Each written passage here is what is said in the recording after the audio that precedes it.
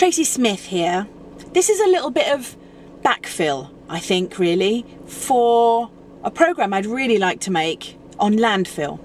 Today I've come along to the Kerry Environmental Centre in Dimmer in North Somerset, and I want to find out the scale of the problem. I want to see for myself how big a landfill site is. I want to smell it, actually, on that point.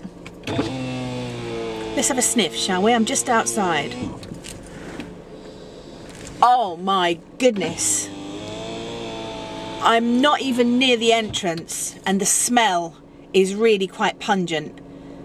It's not even a warm day. That's quite interesting. I don't know whether I'm going to be inspired by this visit or despondent, or I suspect I'm going to be energised to trying to make a difference, trying to make people recycle that one item that they're used to slinging in the bin. What's going to happen? That's anyone's guess.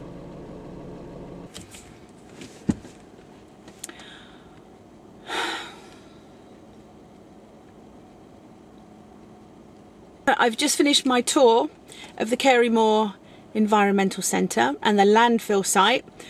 Up until today I'd never seen a landfill site before, and I think even though I'm aware of the magnitude of the problem, there was something quite breathtakingly shocking about actually seeing a landfill site itself, looking at a hole in the ground that has 10 years worth of space left in it and tractors with wheels. It was actually quite a long way in the distance. I unfortunately wasn't able to get as close as I would have liked to the tractors and to the actual pit. I stood on the edge of the pit, which was a unique experience. I guess I've concluded, I really am speechless, honestly. I've concluded by deciding that I have to come back and make a proper film of this visit. There's one man I met who has worked here for about 40 years, and he was literally picking up the plastic bags and wrapping and stuff from the edge of the pit in these nets that had been erected to catch stuff that blows off in the wind. And it's not like he's, you know, I saw him doing his job and I thought to myself, well, you know, it's not like he's on a street where people are walking past him and seeing him doing a really good job. Nobody sees what he does here, and yet he comes in every day and he clears up this stuff from the edge of the pit. There's a shanty town. It's built from rubbish, obviously, as you can gather. It's several houses all strung together with corrugated iron, bits of string, bits of plastic, bits of sacking used on the doors. And I stood and looked at it, unable to walk into it first of all, then went inside it and had a look, and I really did feel as if I was somewhere on the other side of the world, which was quite bizarre. About 1,000 children maybe come through here over the course of a year, and they go out and do school visits.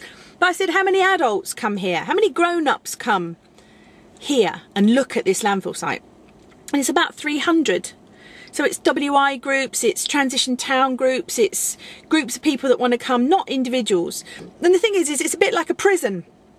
I mean, I think I'd probably quite like to see the inside of a prison. But unless you've got a reason to go there, you're not going to go, are you? And it's the same as landfill. If you haven't got a reason to go, you're unlikely to go. And if you don't go, you won't understand. You won't understand the problem. The problem's hidden here by bushes. It's hidden by high mounds, walls at the side of the pit, which contain the problem remarkably well. But you could come here. You probably could go to lots of environmental sites on landfill sites all over the country. But are you likely to? Ask yourself that. Why don't you organise a trip with your school to your local landfill site? Why don't you come here to Kerry Environmental Centre in North Somerset? Bring the numbers up, because I can almost guarantee you, if you stand here amongst the, I'm really so tempted to say the shit, but I'll say the crud because that would be wrong, If you stand here amongst the stuff and look on the floor, look around you and say, do you know what? That could have come out of my bag. I saw paper, there's areas for food, there's stuff, and it's all squashed down by this massive tractor that squashes all the air out of it, out of the bags, which then actually makes the sort of biodegradation process a bit tricky because there's no oxygen in there to break it all down. So it's kind of compacting the problem. That's clever, isn't it? Landfill joke. I think you should come and see one, and I think you should spread the word, and I think you should share this video with your mates, because I'm not a nutcase, greeny, mental person living in a yurt. I'm a normal everyday mum who deals with normal everyday problems caused by normal everyday kids and normal everyday eating habits, clothing habits. I mean, I'm a pretty good green sort of person, but really, you know, I'm just a normal person. We're all normal people. But if we don't know what the problem is, how are we going to solve it? The hole in that ground is going to be there. Well, it's going to be full in 10 years. When my children are 20, 21 and 22, what's going to happen then? Ask yourself the question, and ask yourself whether you can face going to see one, and ask yourself, really, is it time to start making a few changes? I think it is. Even I need to sharpen up. You need to sharpen up. We all need to sharpen up. We need to join all of the dots up, really, because this problem can't last. Anyway, I'm going to go now because it smells.